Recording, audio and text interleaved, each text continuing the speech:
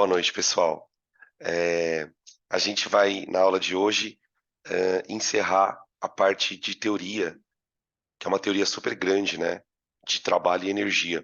Pelas minhas contas, eu acho que é a quarta aula que a gente trabalha esses conceitos. A gente começou com a parte de trabalho, depois a gente falou da parte de potência.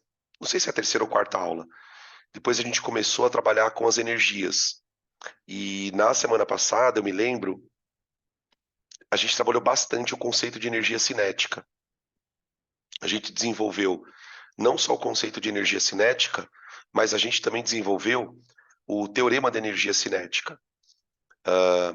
Claro que todas essas coisas, gente, elas vão se encaixar na hora que nós formos fazer os exercícios.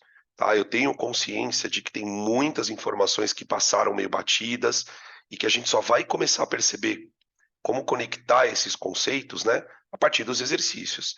Então, até agora a gente definiu trabalho, nós definimos energia cinética e relacionamos o trabalho com essa energia, falando do teorema da energia cinética. O que sobrou para a aula de hoje? O que sobrou para a aula de hoje é falar das energias potenciais e falar do sistema conservativo, que é o que basicamente vai nos abrir a porta para resolver o sistema, os exercícios, tá? Porque por mais que você tenha definição de trabalho, potência, energia cinética, sem a definição de sistema conservativo, a gente não consegue fazer muita coisa de exercício, tá bem? Então, vamos lá, né? Vamos começar a destrinchar aqui. Na semana passada, eu vou até voltar um slide aqui,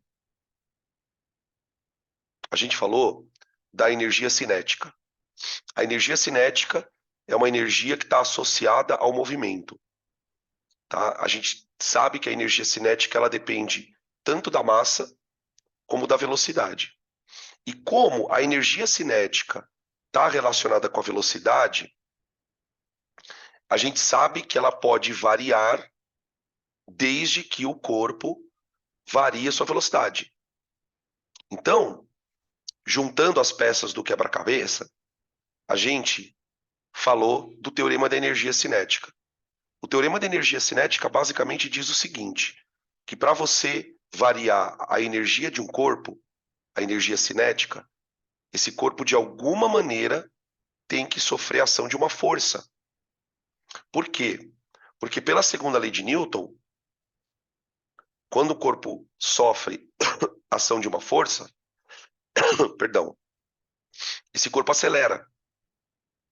Uma vez que o corpo acelera, perdão, gente, ele vai sofrer variação da energia. Ele sofre variação de velocidade e, portanto, ele varia a energia cinética. Tudo bem? Bom, o que a aula de hoje vai trazer para a gente? A aula de hoje vai falar de energia potencial. A energia potencial, ela é uma outra maneira do corpo apresentar energia mecânica. Na semana passada, eu me lembro que, em um dado momento, eu disse na aula que a energia de um corpo, dentro de um sistema, ela pode ser dividida em duas formas. Uma delas é a energia cinética e a outra é a energia potencial, tá?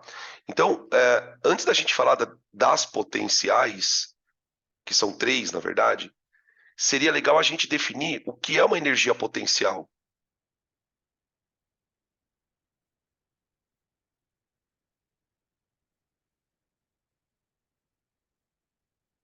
Potencial. Bom, a energia potencial, ela, como o próprio nome dela sugere, ela é uma energia que pode vir a ser, né? Quando a gente quer, por exemplo, falar que uma pessoa tem condições de atingir um certo objetivo, a gente fala, nossa, essa pessoa tem um grande potencial, né? Isso a gente usa muito para quando a gente vai falar, até com vocês mesmo, né? Muitas vezes eu falo, nossa, olha, você tem um grande potencial. Ter um potencial não significa que você já é. Significa que você pode vir a ser. Então, dentro da física, existem energias que são armazenadas, são guardadas dentro do corpo. E essas energias que são guardadas dentro do corpo, elas podem se transformar em cinéticas. Então, qualquer energia que estiver armazenada num corpo e que, portanto, pode ser transformada em cinética, eu chamo de energia potencial. Então, vamos escrever aqui, ó. A energia potencial, ela é armazenada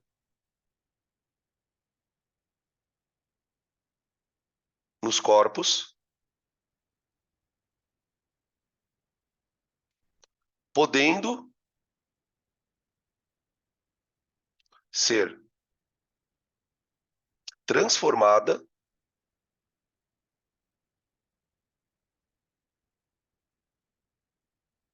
em energia cinética.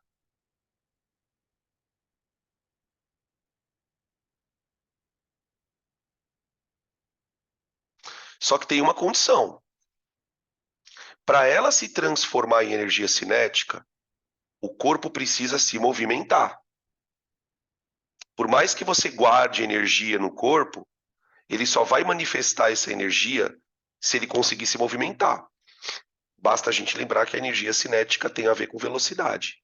Então, eu posso dizer que a energia armazenada nos corpos, podendo ser transformada em cinética, desde que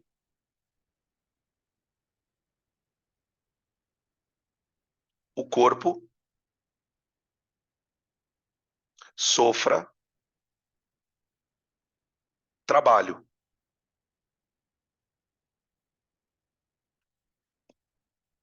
Então, quer dizer, para você conseguir liberar essa energia, você tem que trabalhar. É basicamente isso. E aí, eu acho esse ponto da matéria muito. Ele quase chega a ser poético, porque é uma lição de vida, né?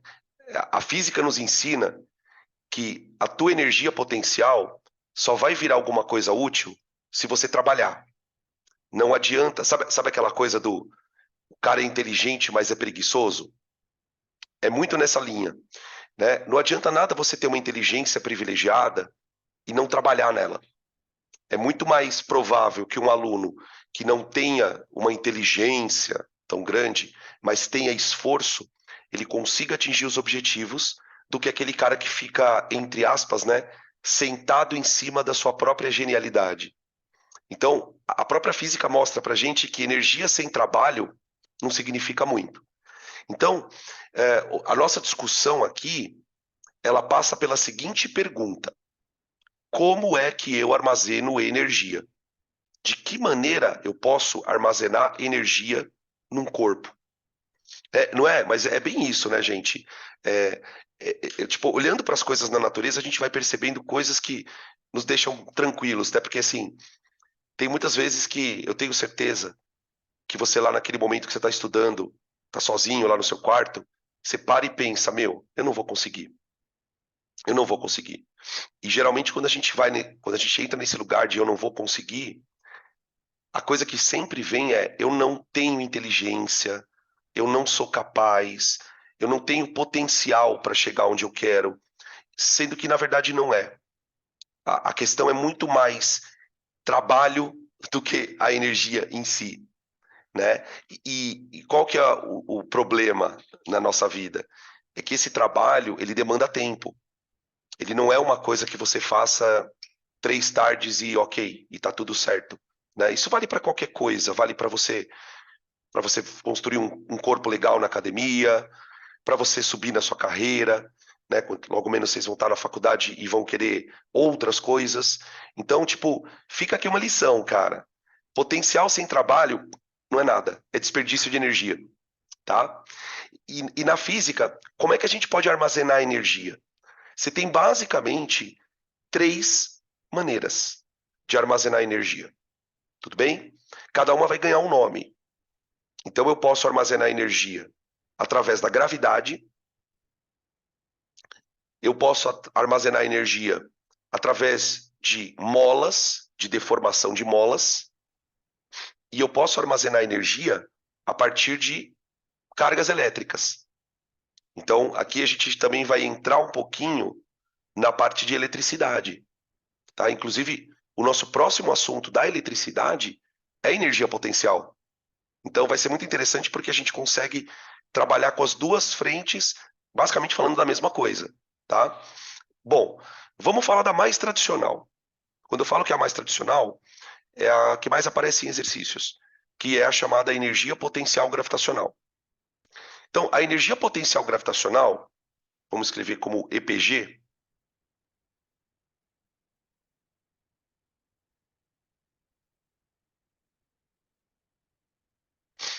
ela é uma energia armazenada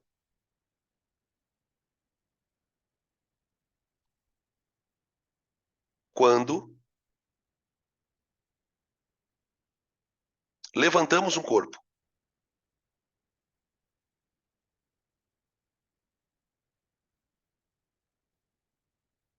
a uma certa altura.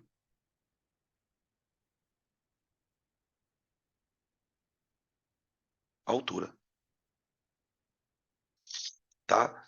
É muito curioso essa ideia de que quando você levanta um corpo, então imagina que eu tenho aqui um corpo, tá? Eu vou levantar esse corpo a uma certa altura. No momento que eu levanto o corpo, eu estou armazenando energia dentro desse corpo. O simples fato de você levantar um corpo faz com que esse corpo receba essa energia, chamada potencial gravitacional. Por que essa energia vai se chamar potencial? Porque se eu soltar o corpo, imediatamente, o que acontece com essa energia potencial? Olha aqui, ó, solta o corpo, soltei, ela vira cinética. O simples fato de você erguer o corpo e abandonar ele é um processo de transformação de energia. Então o corpo tem aqui uma energia potencial. Na hora que eu solto, quem é que faz trabalho no corpo? O peso, a força da gravidade. Então eu solto o corpo, o peso puxa ele para baixo. Na hora que o peso puxa o corpo para baixo, ele começa a fazer trabalho no corpo. E esse trabalho vai transformar a energia potencial em cinética, tá? Então, toda vez que você quiser dar energia para um corpo, você levanta ele. Olha que interessante como podem surgir questões das mais diferentes formas. Vamos lembrar da geografia. Recursos energéticos. O Brasil tem um potencial hidrelétrico muito grande. Você já deve ter ouvido essa frase na aula de geografia. Tanto é que a gente usa muita energia de usina hidrelétrica. O que eu preciso para construir uma usina hidrelétrica, gente? Qual é a coisa mais importante para você construir uma usina hidrelétrica? Você precisa de uma queda d'água. A queda d'água, exatamente. Por que a queda d'água é importante? Porque quando a água cai, a queda dela é uma transformação de potencial em cinética. O Brasil tem um potencial hidrelétrico muito grande porque ele tem rios com muita água e tem bastante queda d'água. Tem uma usina hidrelétrica nos Estados Unidos que foi construída a partir de um rio horizontal. Então os caras produziram uma queda d'água artificial, então tiveram que produzir um certo desnível entre dois pontos do relevo para que a água conseguisse cair. Uma vez que a água consegue cair, ela vai transformar a energia potencial em cinética, tá? E no caso da usina hidrelétrica, a história não para por aí. Por quê? Porque quando ocorre a queda d'água, a água vem aqui de cima com uma energia potencial. Quando ela cai, essa energia ela se transforma em cinética. Quando a água cai, ela entra dentro de um sistema em que ela vai ser usada para movimentar uma turbina. Uma turbina. As usinas hidrelétricas elas têm turbinas. E nessas turbinas, a energia cinética vai ser transformada em energia elétrica. Então você tem uma sequência de duas transformações. Primeiro a potencial vira cinética, depois a cinética vira elétrica. Essa segunda parte do processo, a gente vai aprender na parte de eletromagnetismo. Como que uma turbina girando é capaz de gerar eletricidade. Isso é o final do curso já. Tipo, a gente vai estar semanas assim do Enem, a gente vai trabalhar com essa ideia de transformar a energia cinética em elétrica. Quem foram os pioneiros, né, no estudo dessa transformação? O Faraday e o Tesla. Então, para a gente poder estudar esse movimento de turbina, a gente vai ter que falar das leis de Faraday e das leis de Tesla lá no eletromagnetismo, tá? Bom, essa energia potencial, escreveram aqui já no chat, que ela depende da altura. Ela depende da altura, tá? Quanto maior for a altura, maior vai ser a energia que você armazena. Mas ela não depende só da altura, ela também depende da massa. Então veja aqui na figura, peraí, deixa eu dar um zoom aqui. Ó. Aqui na figura, eu tenho uma espécie de uma estante, tá? E nessa estante, eu subi um livro aqui, ó. Tá?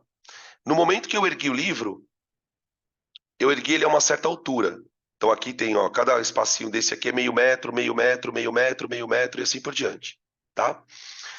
Então, quanto mais alto tiver esse livro, mais energia você armazenou nele. Só que essa energia também depende da massa. Uma coisa é você erguer um corpo de 1 quilo. Outra coisa é você erguer um corpo de 10 quilos. Então a energia, eu posso dizer que essa energia potencial gravitacional, ela depende da massa, depende da massa, ela depende da altura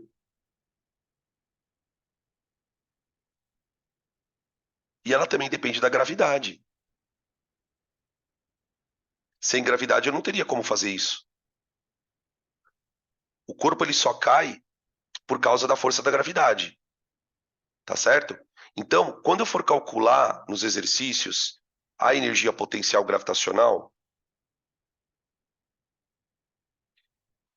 a gente vai calcular ela pela massa multiplicada pela gravidade multiplicada pela altura, tá? Lembrando que no sistema internacional a massa é dada em quilogramas, a gravidade é metro por segundo ao quadrado, né, que a gente sempre usa, e a altura é dada em metros. Dada em metros, tá? O resultado disso é joule. É joule. Tudo bem? Beleza? Isso é energia potencial gravitacional, tá bom? Podem tirar print.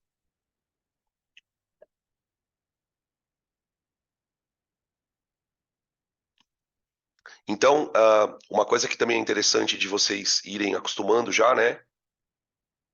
É que para você ter essa transformação tem que ter trabalho, né? Como eu deixei destacado aqui no texto. E quem trabalha é sempre uma força. E as forças que fazem os trabalhos, elas são muito específicas. Por exemplo, para a gravitacional virar cinética, quem tem que fazer trabalho é o peso. Então aqui nós teremos trabalho do peso. Trabalho da força-peso.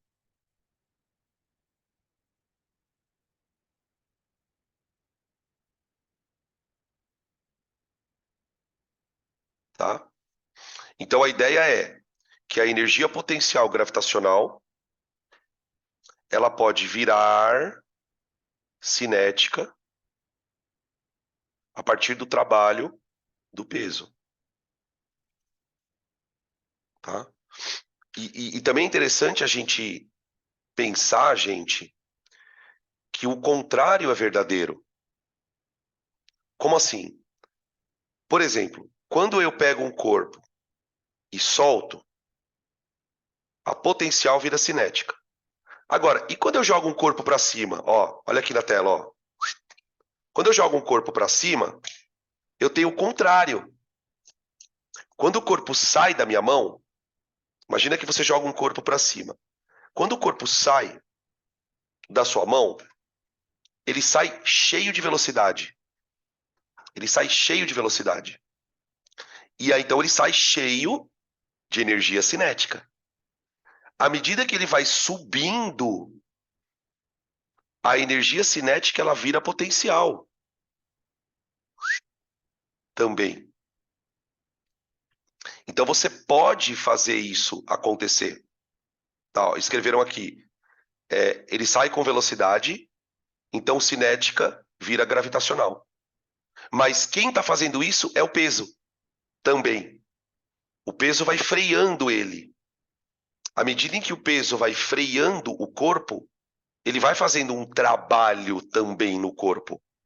Só que este trabalho é no sentido contrário, de pegar a cinética e transformar em potencial, tá? Então, a gente tem problemas de queda e de arremesso vertical, né? Então, são essas duas possibilidades, tá bem? Beleza? Depois quando a gente for para os exercícios, eu deixo isso mais claro, tá? Agora pode tirar print, gente. Agora o slide está completo. Eu tinha esquecido de fazer esse comentário. Uhum. Beleza? Tá. Próxima. Energia potencial elástica. A energia potencial elástica, como é que a gente pode defini-la? Ela está associada a deformações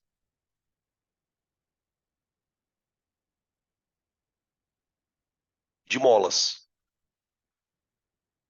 De molas. Tá?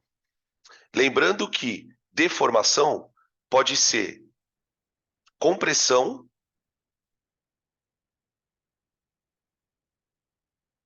ou estiramento da mola.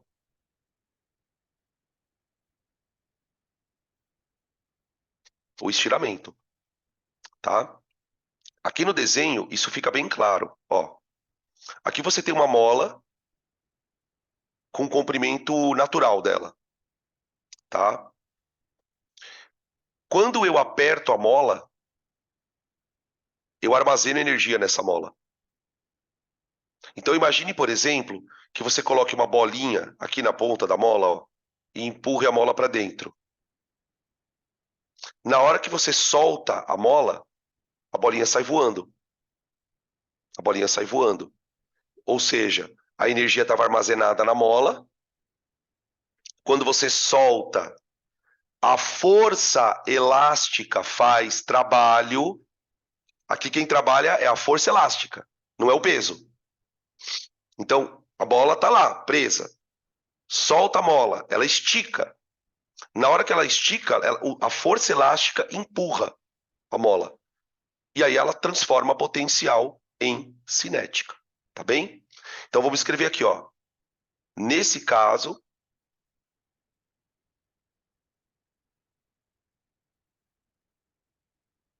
a força elástica realiza trabalho para transformar uma energia na outra.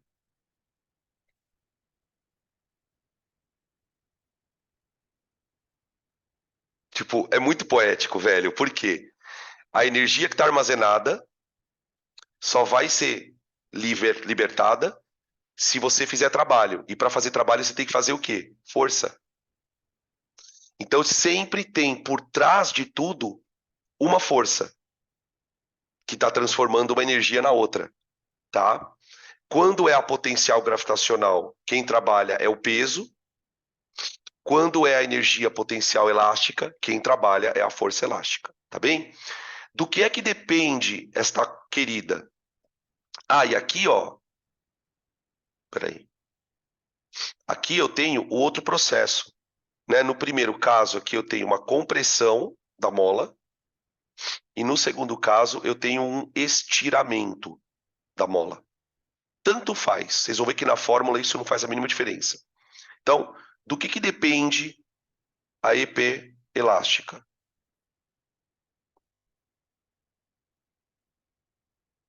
A energia potencial elástica, ela depende da constante da mola,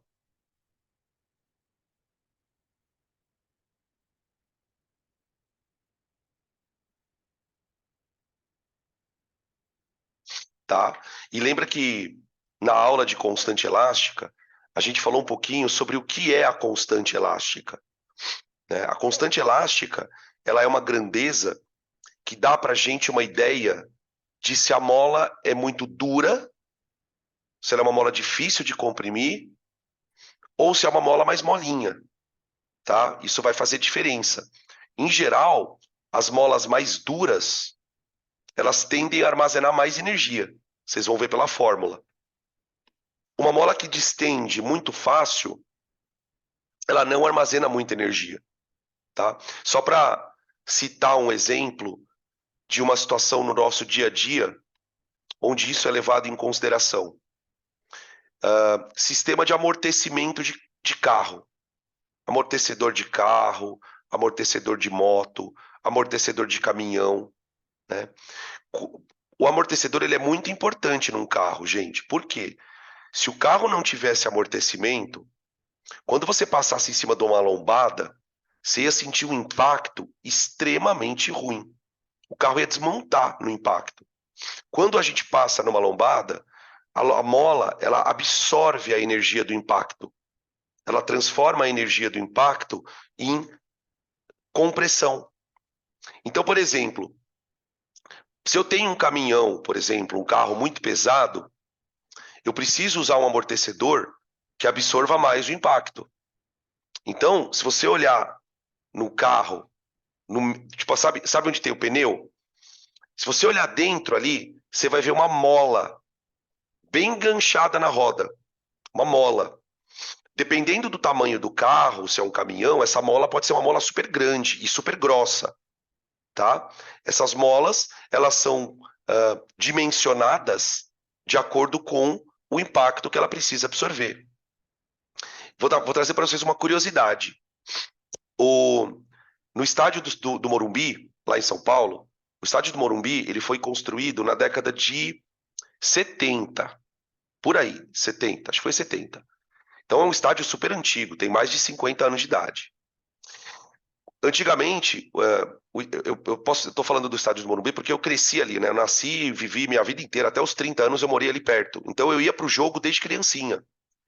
E eu me lembro que uma das coisas que me deixava mais impressionado no estádio é que quando você subia na arquibancada e o estádio estava cheio, a torcida começava a pular, o estádio começava a fazer assim, ó, balançar. E a gente percebia que o estádio estava balançando porque o holofote de iluminação ele fazia assim, ó. Ele fazia assim. Por que o estádio balançava? Porque na parte de baixo do estádio, os caras instalaram molas, sistemas de amortecimento, justamente prevendo que a torcida ia pular. Tá? Então, se a torcida vai pular, esse impacto ele precisa ser absorvido de alguma maneira. Então, os estádios mais modernos, por exemplo, todos eles têm sistemas de amortecimento para evitar que esse impacto comece a danificar a estrutura de concreto. Tá? Então, por exemplo, quem trabalha na engenharia, essas engenharias de prédios, de coisas muito grandes, a pessoa tem que se preocupar com esse sistema de amortecimento, tá bom? Beleza? Aqui estão falando, ó, Dan, aquela ponte indo para o litoral de São Paulo balança também, mas não é por causa disso. Não. As pontes, elas são feitas para balançar também, mas o sistema de balanço da ponte não é amortecimento. Por quê? No caso da ponte, quando que você precisa de amortecimento? Quando o impacto ele é na vertical. O da ponte, ele é um impacto mais de balançar, assim, ó. Principalmente por causa do vento, por causa dos carros. Então, esse balanço ele é importante, né? Não sei se vocês já tiveram a oportunidade de ir na Ponte Rio-Niterói. A Ponte Rio-Niterói também balança pra caramba. Mas isso também é previsto pela engenharia, né? Por quê? Porque esse balanço ele garante um certo amortecimento também, tá? Estão perguntando aqui se tem a ver com a dilatação da ponte. Não. A dilatação da ponte pode comprometer o amortecimento dela. Quando a gente for estudar a parte de dilatação térmica, na parte de termologia, eu vou citar esse ponto para vocês também, tá? Quando os engenheiros projetam a ponte, eles têm que prever que o concreto pode dilatar.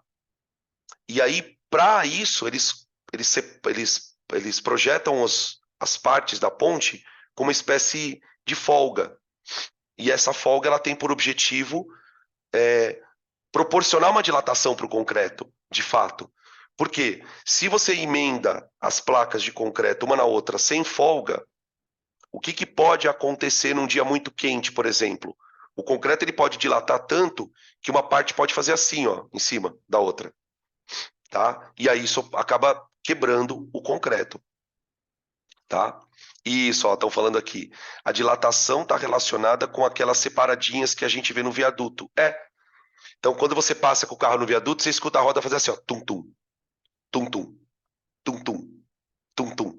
Cada vez que você escuta a roda fazer tum-tum, ela está passando por uma junta de dilatação. É uma junta de dilatação. Tanto é que se você olhar no viaduto, aquela junta, ela é de metal. Então você tem as duas placas, né, de concreto assim, ó, e aqui no meio tem uma junta de metal, que é justamente para o concreto dilatar, tá? Porque uma coisa muito curiosa, né? Por que os caras não constroem a ponte de uma vez só? Porque é impossível fazer isso. Então eles vão construindo em pedaços, em módulos, né? E cada módulo tem que ter um vãozinho ali, tá? E é muito louco essa coisa da engenharia, gente, porque esse vão, ele tem que ter um tamanho, certo? Qual é o tamanho do vão? Como que o engenheiro projeta o tamanho do vão? Depende da variação de temperatura do local. Então, por exemplo, numa cidade como Cuiabá, que é uma cidade que faz muito calor, por exemplo, a gente tá numa estação do ano bem ruim, né? Eu não gosto da estação do inverno aqui em Cuiabá, por quê? Porque de dia faz um baita de um calor, tipo 30 graus, e daí à noite cai para 18. Então você tem uma amplitude térmica muito grande. Então, num lugar onde a amplitude térmica é muito grande, essa dilatação ela é maior. Se você pega, por exemplo, uma cidade como São Paulo faz frio, mas a diferença entre o frio e o calor não é tão grande. Então, quando o engenheiro vai projetar essas juntas, ele tem que fazer uma pesquisa do tipo, bom, qual é a máxima temperatura que essa cidade tem? Ah, é tipo 30 e poucos graus, 40 graus. Qual é a mínima temperatura que essa cidade tem? Ah, é 10 graus. Então ele tem que projetar uma dilatação para essa variação de temperatura. Tá? Até nisso, os caras têm que se preocupar quando vão fazer uma ponte ou coisa do gênero. Tá bem? Bom, enfim. Outra coisa que depende, né, nessa questão do armazenamento da energia potencial elástica é a deformação da mola. Quando você deforma ela?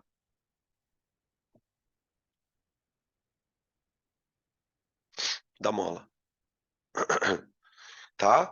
Quanto mais eu deformo a mola, isso é meio intuitivo, né? Quanto mais eu deformo a mola, mais eu armazeno energia, né? Eu me lembro que, não sei se foi esse ano ou ano passado, um aluno me fez uma observação que eu nunca tinha pensado, mas faz todo sentido.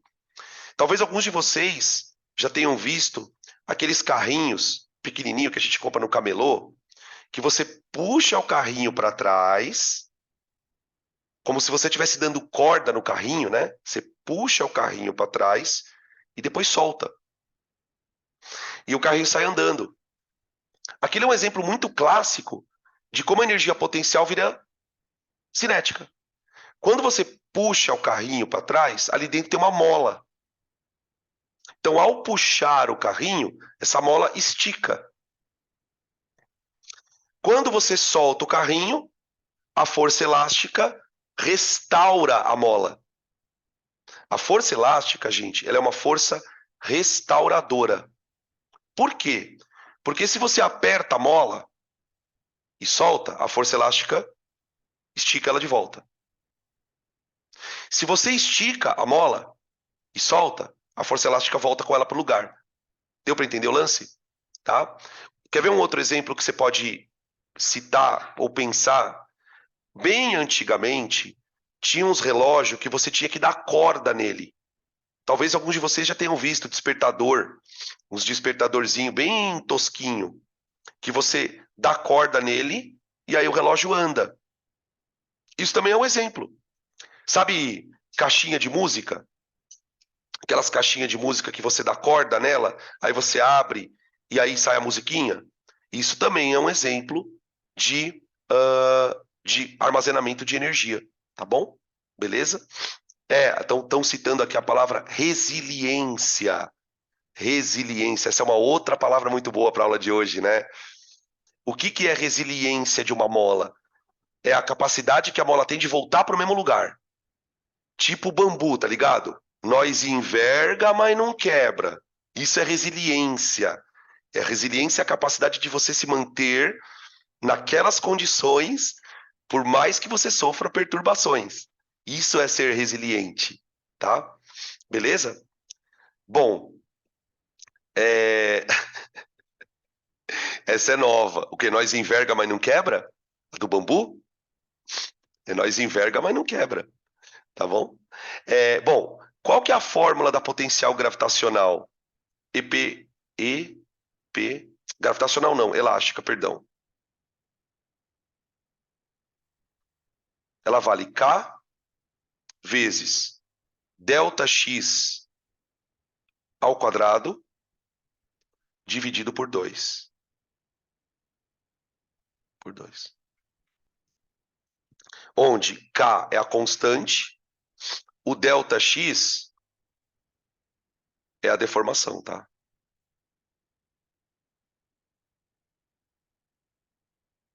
A deformação da mola. Tá bom? Beleza? Também aqui em metros. Tá? A constante da mola, gente, ela é dada em Newton por metro. Ela é dada em Newton por metro. Tá bom? Beleza? E aí, evidentemente, o resultado é Joule. Peraí. O resultado é Joule. Tá? Então, aqui, qual é o esqueminha? O esqueminha é energia potencial elástica pode virar energia cinética. Ou vice-versa.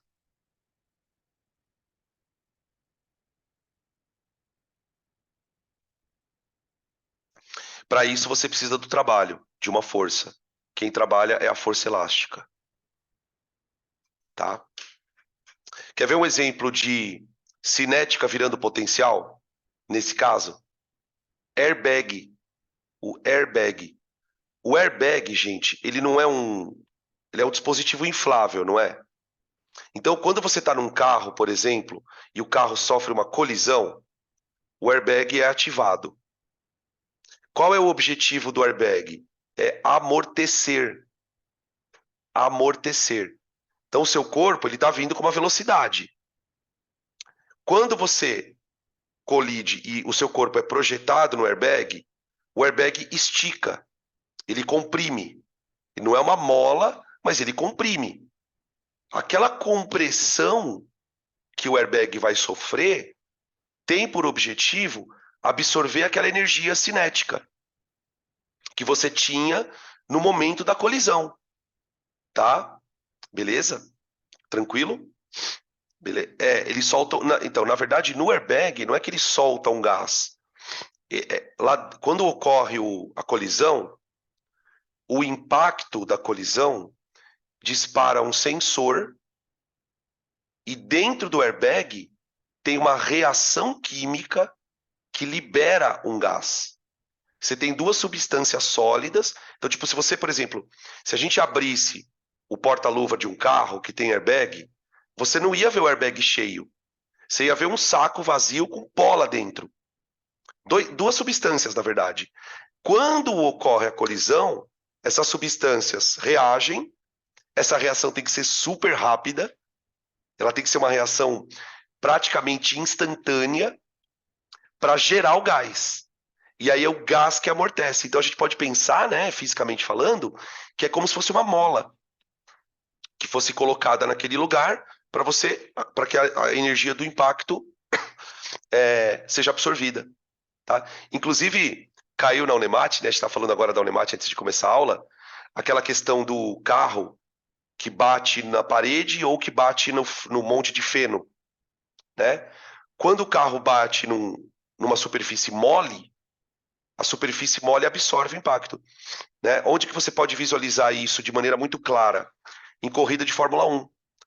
Se você observar nas corridas de Fórmula 1, tem lugares da pista que os caras põem pneu. E em algumas corridas, os caras põem até água, galão de água. Então, por exemplo, se o carro bater num pneu, por exemplo, ele absorve porque o pneu é de borracha. Então, de novo, a gente tem essa questão da deformação, tá? Estão perguntando aqui se a força que bate não é a mesma. Não, não é a mesma. Se fosse a mesma, não teria diferença nenhuma, né? Não teria nenhuma diferença, tá? No kart, né? Ó, tem galera falando que no kart também tem, tá? Em todo o percurso tem uns pneuzinho. Por quê? Porque se dá uma porrada com o kart, você consegue absorver. Se você tem um muro de concreto ali, o muro de concreto, ele não é mole. Então, quer dizer, ele não absorve a energia, tá? Sobre essa questão do carro, gente, quando a gente for ter aula de quantidade de movimento, eu vou falar um pouquinho sobre isso, tá? Muitos alunos vieram me perguntar a questão da Unemat, só que na verdade a gente não viu essa matéria ainda, tá? Para entender, para explicar de forma mais concreta o porquê que a alternativa é aquela, eu preciso falar para vocês o que é quantidade de movimento, o que é impulso. Precisamos falar de um outro teorema da física super importante também, chamado teorema do impulso, tá? Então, eu diria para vocês que para quem sentiu dificuldade nessa questão é porque faltou informação, tá? Não dava para resolver só usando a lei de Newton, não dava, tá? Beleza? Bom, podem tirar print aí.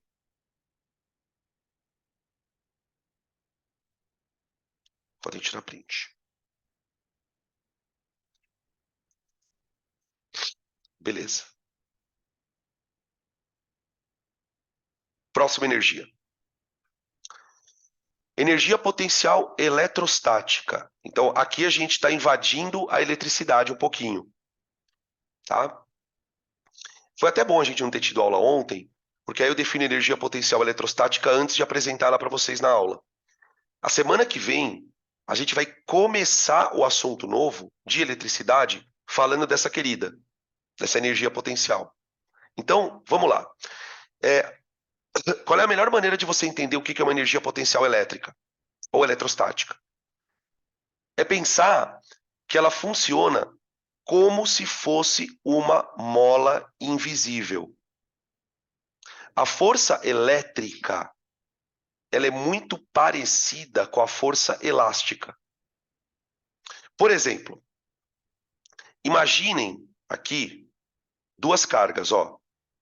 Eu tenho aqui uma carga positiva, Qzão, que ela tá presa, tá grudada, então ela não consegue se mexer.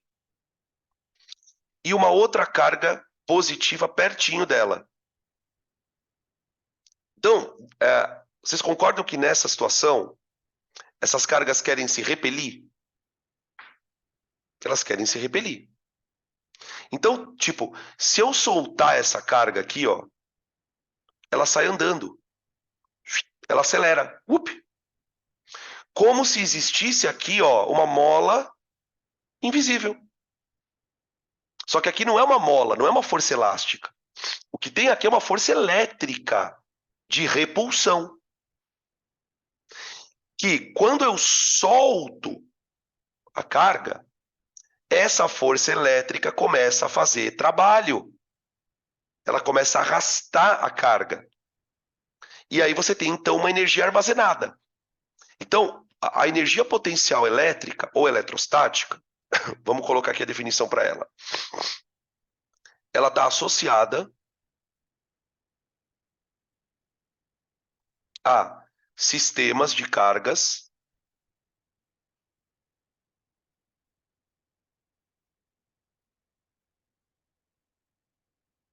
próximas entre si. Próximas entre si. Tipo assim, quanto mais próximas tiverem as cargas, mais elas vão querer se repelir. Igualzinho uma mola. Quanto mais você aperta uma mola, mais você dá energia para ela armazenada. Aqui é a mesma coisa, tá? Essa energia potencial elétrica,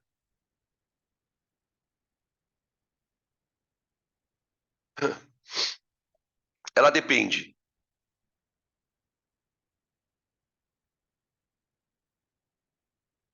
das cargas.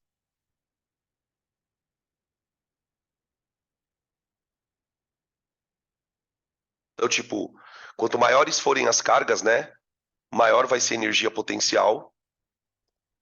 Ela também depende da distância entre as cargas.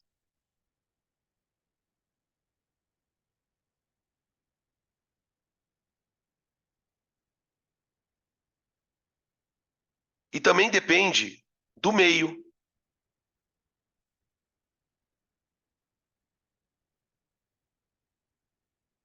Do meio, tá?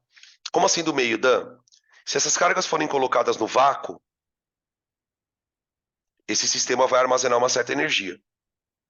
Se essas cargas forem colocadas em outro meio que não seja o vácuo, ou no ar, ou na água, ou no óleo, enfim, você vai ter uma outra energia armazenada, tá? Tudo isso vai ser traduzido, então, na fórmula. Energia potencial elétrica. K vezes Qzão vezes Qzinho dividido pela distância. Aqui não é o quadrado, tá? Nas fórmulas de eletricidade, geralmente a distância está ao quadrado. Aqui não. Lembrando que esse K, ele é chamado de constante eletrostática.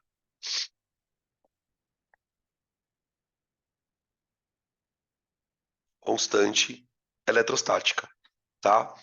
A constante eletrostática é uma constante que sempre é dada nos exercícios. A gente usou ela em alguns momentos lá na eletricidade, tá? As cargas são dadas em Coulomb.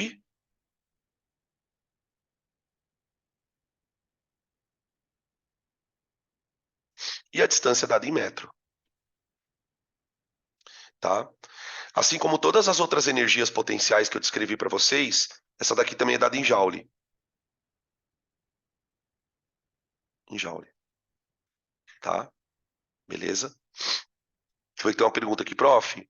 No caso da energia, no caso, a energia varia de acordo com a força de atração ou de repulsão? Puta, então, isso aí, velho, vai dar um rolo desgraçado.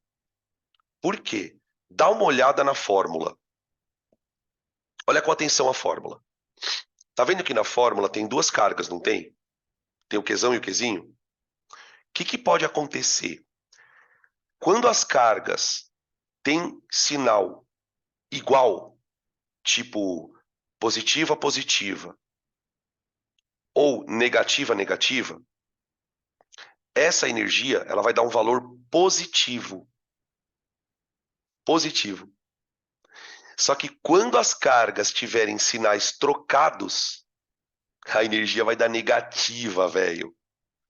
Então, tipo, isso é uma coisa que eu vou deixar para comentar na eletricidade. Porque isso aqui, esse problema, ele vai ser problema para mais ou menos 1h30 de aula. Porque vou ter que entender essa história de que significa energia negativa, que diabo é isso de energia negativa, tá? por causa da fórmula especificamente. Porque, gente, se você olhar para as fórmulas anteriores, quer ver, ó? Eu vou voltar um pouquinho só para vocês, para dar mais clareza nessa pergunta, tá? Ó, volta aqui. Mano, na energia potencial gravitacional, eu tenho a fórmula aqui, ó. mgh. Cara, aqui não tem nada negativo. Tipo, não tem altura negativa. Não tem altura negativa. Então, a energia potencial gravitacional, ela é sempre positiva. Tudo bem? Beleza. Aí, a segunda. Energia elástica. Kx² sobre 2. O x é a deformação. E ela está elevada ao quadrado. Então, isso aqui também não dá negativo. Só que a energia dá a elétrica. E aí veio uma pergunta aqui, ó, olha como tem gente que está ligada no Paranauê. Professor, mas a carga é em módulo, né? Não, não, não. Não é módulo. E, cara, agora eu vou fazer uma pergunta muito foda. Por que que a carga não está em módulo? Porque quem perguntou isso, eu acredito que está perguntando porque lembra das outras fórmulas que tem carga.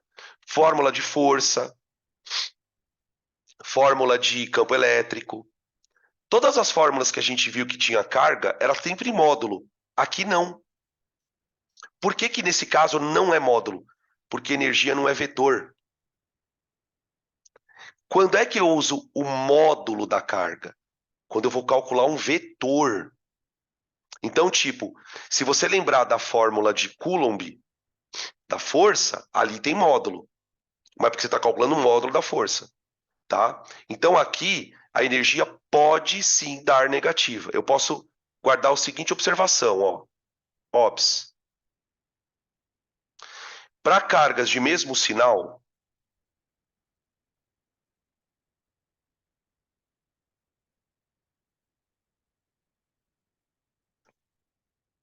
a energia potencial é positiva. Sempre, tá? Para cargas de sinais opostos,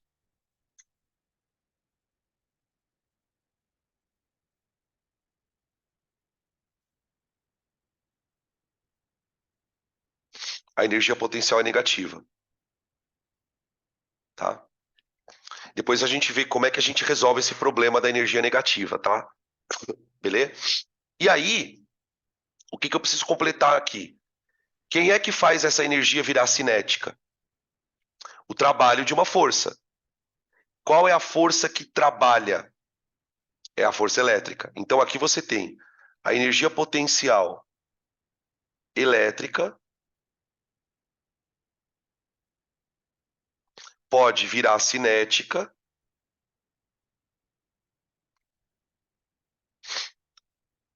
ou o contrário, desde que haja o trabalho da força elétrica. Então, de novo, momento poético.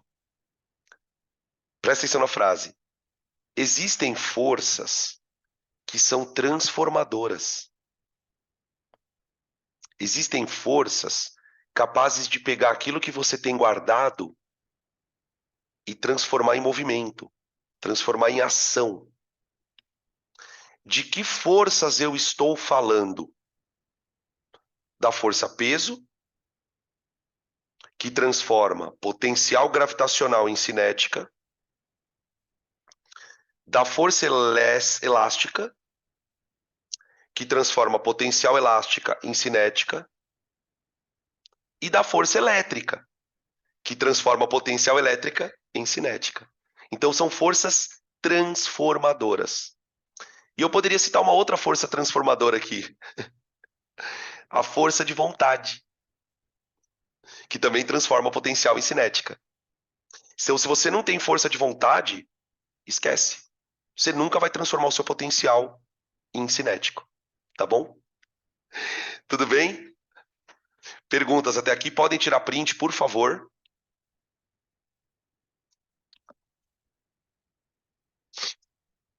Ó, estão falando aqui, a força do ódio. É a força transformadora. É exatamente a força transformadora. A força do ódio é aquela força que fala: caralho, velho, chega dessa porra. Eu vou fazer isso aqui. Isso é importante ter. A força do ódio. Que eu não gosto dessa expressão, tá? Força do ódio. Eu prefiro usar uma outra expressão. Força da raiva consciente. Acho que talvez seja melhor. É porque essa palavra ódio, ela carrega uma coisa de maldade. E não se trata de ser mal aqui. Se trata de você pegar o negócio e falar, mano, eu vou fazer. Então eu prefiro usar força da raiva consciente, ou que a gente costuma chamar de força de vontade, tá bom? Beleza? Podem tirar print, gente. Bom, então, para a gente fazer o encerramento da teoria, vamos falar um pouquinho dos sistemas conservativos. Tá? O que é um sistema conservativo? Primeiro eu vou definir, depois a gente pega uns exemplos. Tá? Os sistemas conservativos são aqueles sistemas nos quais o corpo não dissipa energia. Isso é a primeira coisa. É daí que vem o termo conservativo. Sabe aquela história de que na natureza nada se perde, nada se cria? Ela só se transforma? É basicamente essa a ideia do sistema conservativo. O sistema conservativo, ele envolve qualquer tipo de situação em que a energia do corpo é sempre a mesma. Agora, dizer que a energia do corpo é sempre a mesma é só uma parte da história. Por quê? Porque durante o processo, essa energia ela vai sendo modificada. Então, uma outra questão que é muito importante no sistema conservativo é que há transformação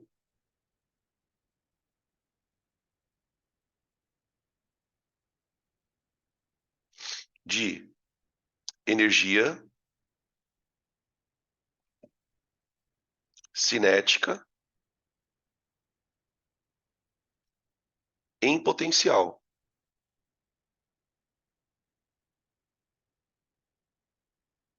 e vice-versa.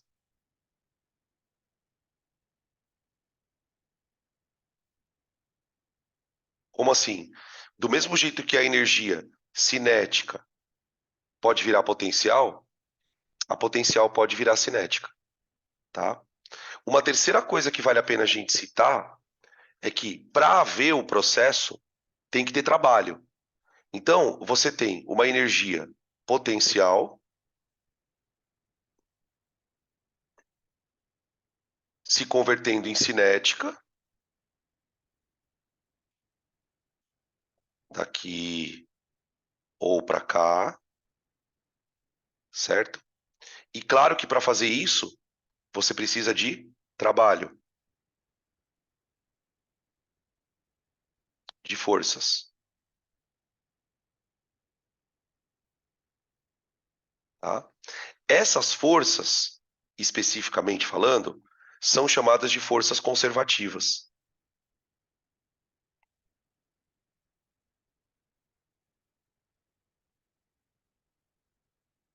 tá?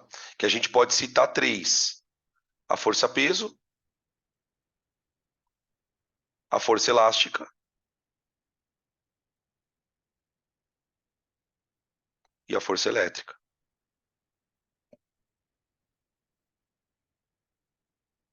tá? Que são forças associadas àqueles sistemas que a gente estava falando agora há pouco, tá? Quando que um sistema é conservativo, gente? Na prática, quando não há atrito.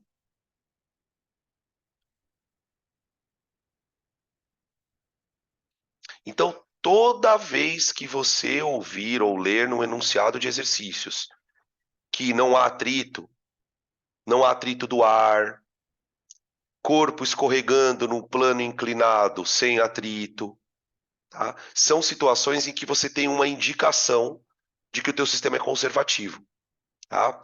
O atrito, ele não é uma força conservativa, porque uma vez que existe atrito, o corpo vai perder energia. Então a gente chama o atrito de força dissipativa. Dissipativa. Dan, Oi? todas as forças que, como o atrito, são forças contrárias à tendência do movimento, vão ser forças dissipativas ou não? Hum, deixa eu pensar. Não. Porque é o seguinte, por exemplo, eu acho melhor você pensar que o atrito é dissipativo, porque o que que acontece? Tenta imaginar uma situação. Imagina que eu tenho uma mola, quer ver? Imagina que eu tenho uma parede e eu tenho uma mola aqui, tá? Aí eu jogo uma bolinha na direção da mola, tá? O que que vai acontecer? Então a bolinha vai com uma energia cinética, tá? Tá com uma energia cinética. Aí imagina que ela bate na mola. Na hora que a mola, na hora que ela bate na mola, a mola comprime, concorda? E nesse momento em que a mola está comprimindo, a força está contrária ao movimento. Ela está contrária ao movimento. Mas eu não posso dizer que ela é uma força dissipativa, porque o que que ela vai fazer, na verdade? Ela vai pegar toda a energia cinética do corpo e vai armazenar na mola. Então, numa situação final, o que que você teria aqui, ó? Você teria a mola comprimida com a bolinha grudada aqui, ó. Então aqui ele tem uma energia cinética e aqui ele tem uma energia potencial. Então, nesse caso, eu tenho um exemplo de uma força, como você citou, contrária ao movimento, mas ela não é dissipativa, porque ela está transformando. Então, eu acho que a maneira mais segura de você não cair nessa armadilha, digamos assim, de que pensar, ah, puta, qualquer força contrária ao movimento é dissipativa, esquece isso. Pensa só no atrito. Porque assim, quando, quando que um sistema vai ser dissipativo? Quando tiver essa força. Não importa qual seja o atrito. Aí sim, o atrito, independente de ser um atrito do ar, de ser um atrito, enfim, do próprio chão, aí você vai chamar de dissipativa, tá bom? É que ele vai tirar a energia do corpo. Aí tem uma outra pergunta aqui.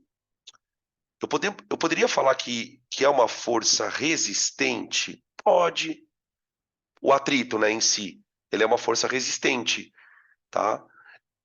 Mas aí também tomar cuidado com essa história da elástica, porque a força elástica ela também pode ser resistente, mas não é necessariamente uma força dissipativa, tá?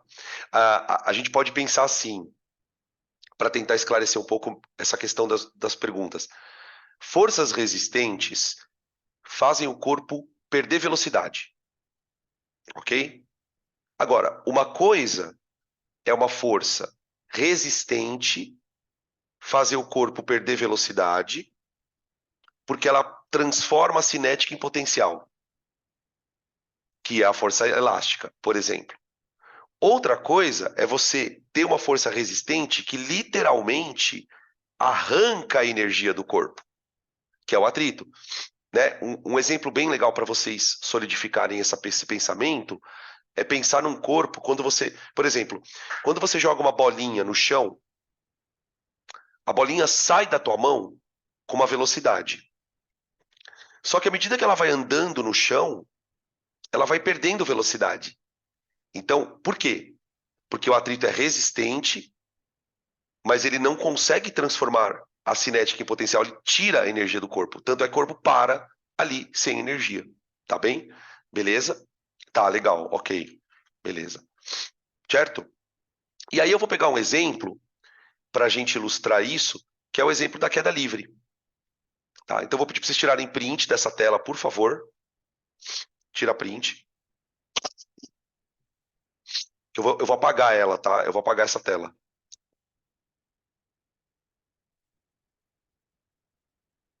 Beleza?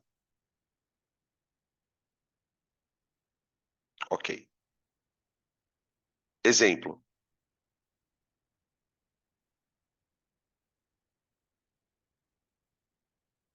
Queda livre. Opa. Livre. Então imagina o seguinte, né? Quando eu falo em queda livre, a gente está falando de queda no vácuo. A mesma queda que a gente estudou no começo do curso. Então, imagina o seguinte, ó, eu tenho um corpo com uma massa M, ele foi erguido em relação ao solo, de uma altura H.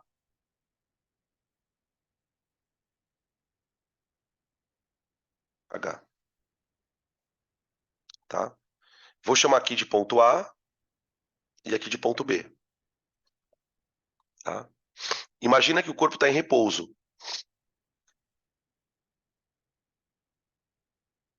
Então a velocidade inicial dele é zero, tá? No ponto A, o corpo ele tem uma energia mecânica que é igual à cinética mais a potencial, tá? Só que como o corpo está em repouso, nesse ponto ele não tem cinética, tá? Ele não tem cinética. Ele tem a potencial, que é mgh. mgh, tá? Quando eu abandono o corpo, a força-peso começa a puxar ele para baixo. Então eu posso dizer que a força-peso ela realiza trabalho.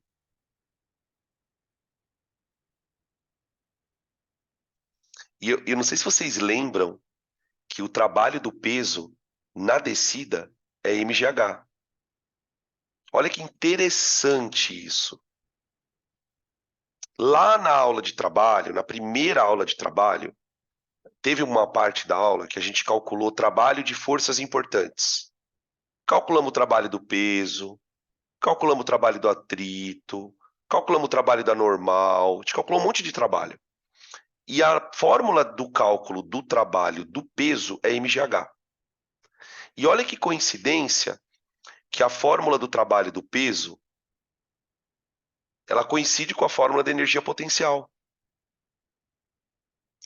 Por quê? Porque justamente o que o peso vai fazer?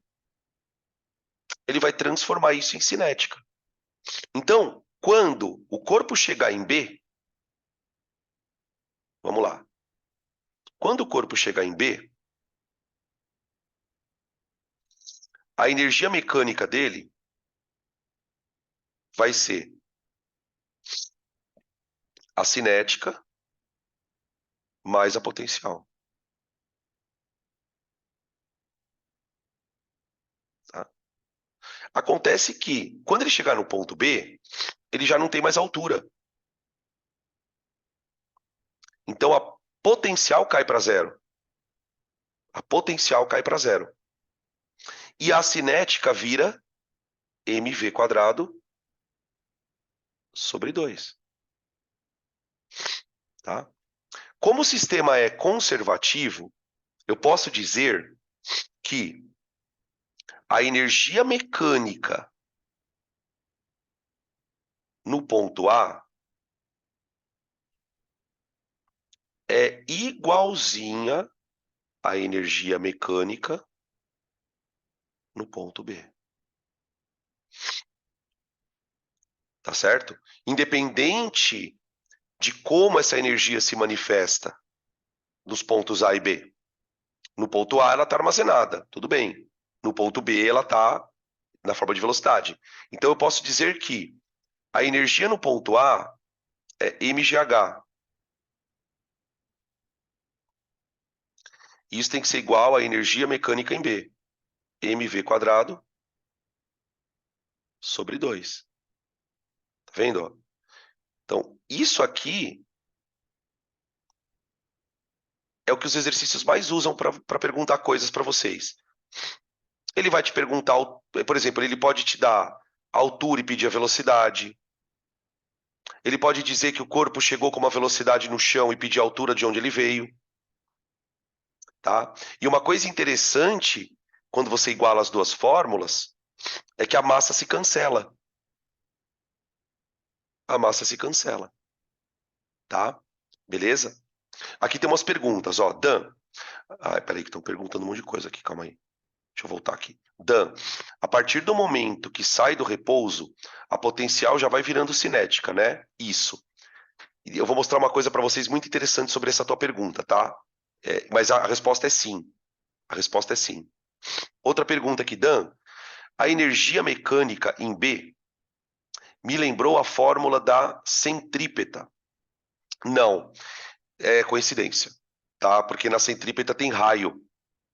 Inclusive, não confunda uma coisa com outra, porque são grandezas diferentes, né? Tipo, força é um vetor, né? Energia não é vetor, tá?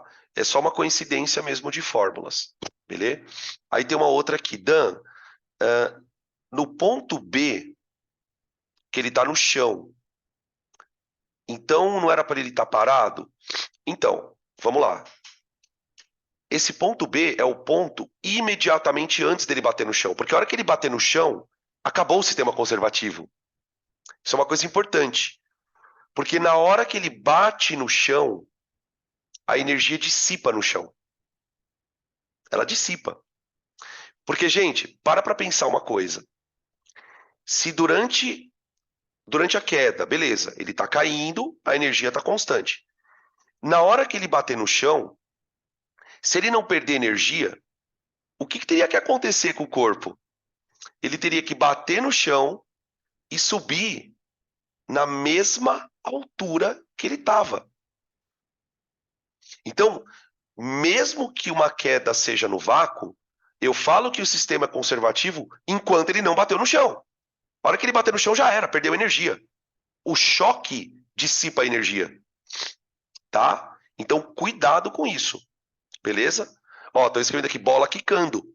Exatamente. Por que a bola quica e quando ela bate, ela não volta na mesma altura? Porque a partir do momento que ela bateu no chão, acabou o sistema conservativo, a energia foi embora, tá? Beleza?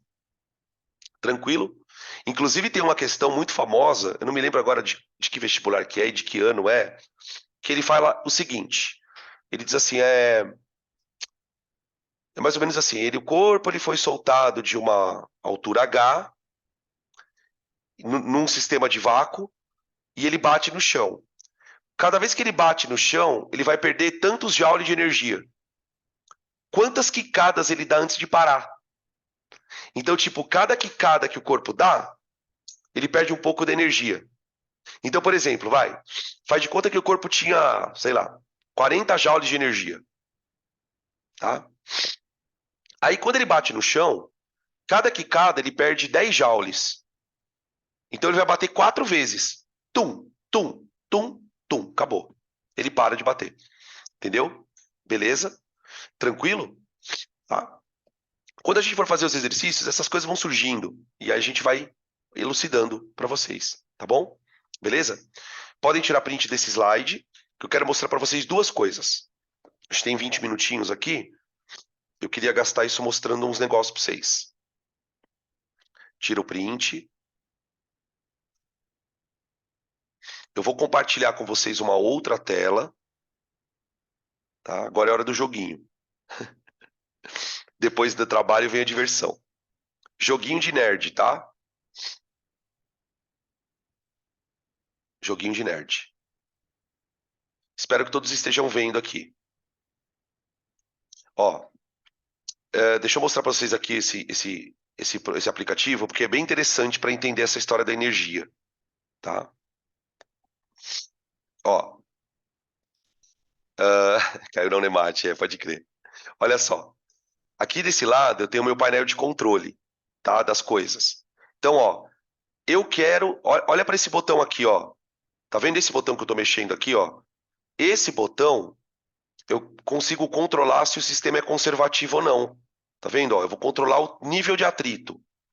Então, eu vou começar com 0 de atrito. Tá?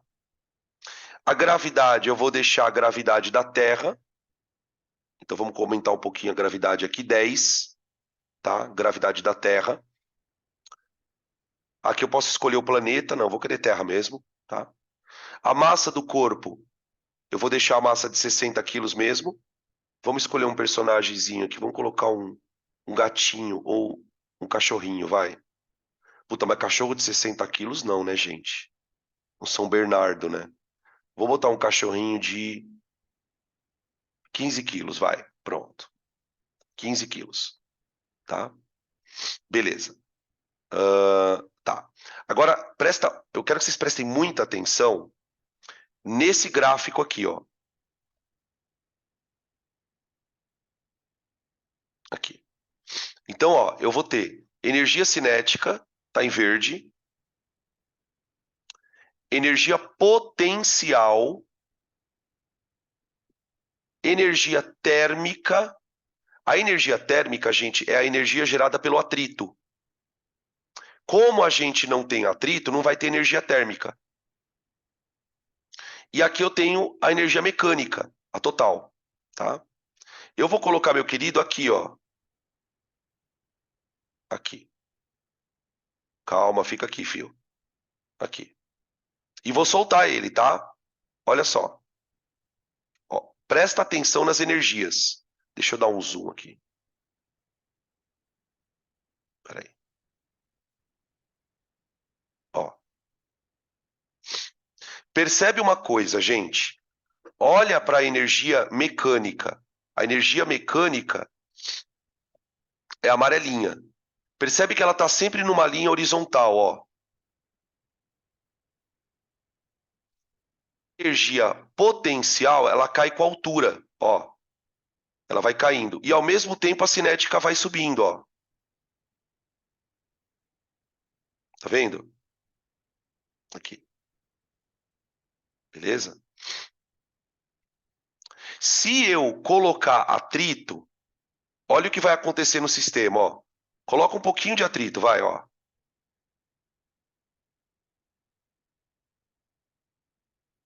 Ó. Ele já não sobe na mesma altura, ó. Ela vai perdendo energia. Ó, tá vendo? Ele vai subindo, subindo, subindo, mas cada vez menos. Essa é a diferença de um sistema conservativo para um dissipativo, tá? Por que que os vestibulares gostam mais de sistema conservativo? Porque é difícil calcular o trabalho do atrito numa situação dessa. Ó, vai chegar uma hora que a energia vai acabar dele, ó. Ó, a energia vai acabar. Toda a energia. Olha o que está acontecendo com a energia térmica, ó. Ela está virando quase que totalmente. Ela está acabando com a energia mecânica, ó. Parou. Entenderam? Tá? Eu posso mudar, por exemplo, a gravidade. Vamos tirar o atrito de novo. Aqui, ó. Esse aqui é legal também, ó. Ó, solta. Uê! Ó. Tá vendo? Ai, caiu, tadinho. Ó. Tá vendo, ó? Tá vendo que quando ele sobe e desce, olha o que que acontece com a potencial, ó, a roxinha, tá vendo, ó? Ela vai até zero. Quando ele tá no solo, a potencial cai a zero, ó. Tá vendo? Beleza? Tá? Tem esse outro aqui também, ó. Esse outro gráfico também é legal de mostrar, ó. Deixa eu colocar aqui o cachorrinho. Põe ele aqui, peraí. Atrito. Esse aqui é legal porque o gráfico é em barra, é mais fácil de ver, ó. Ó, olha o que está acontecendo com a energia, ó. Ó. Vou colocar ele aqui, ó. Olha para a barra de potencial e olha para a barra de mecânica. Elas estão iguais. O que que significa? Toda a energia mecânica está na forma de potencial. Ah, peraí, deixa eu colocar no lento aqui, senão fica difícil de enxergar. Deixa eu dar só mais um zoom aqui, peraí. Pronto. Ó, vou soltar ele, tá? Deixa eu ver, tá sem atrito? Tá. Solta. Ó. Cinética virando potencial. Olha o que está acontecendo com a mecânica. Nada. Nada. Nada. Tá vendo? A hora que eu começar a colocar o atrito, ó. Coloca atrito. Ó. Olha a energia sendo dissipada aqui, ó, gente. Ó. Dissipando. Dissipando. E você percebe que as energias cinética e potencial, elas já não sobem até lá em cima, ó. Vai perdendo. Então, vou aumentar o atrito logo, vai. Ó, põe logo um atritão, ó. Ó. É, uma compensa a outra. Tá vendo, ó? Para conservação. Mesmo quando não está conservando, você percebe que uma vai trocando na outra, né, ó? Enquanto uma sobe, outra desce. Ó, a energia está quase toda dissipada. A hora que ele parar, ó, acabou toda a energia, ó. Virou tudo calor. Virou tudo calor, ó. Pronto. Manja? Tudo bem? Deu para ter uma clareza disso? Tá? O que a gente vai fazer depois da próxima aula, gente, é exercício dessas coisinhas todas, tá? E aí vocês vão ver que existem outras situações, situações um pouco mais elaboradas do que só essa coisa de ficar subindo e descendo, tá bom? Beleza? Beleza, beleza. Doguinho, você gostou do doguinho, né? Doguinho show de bola.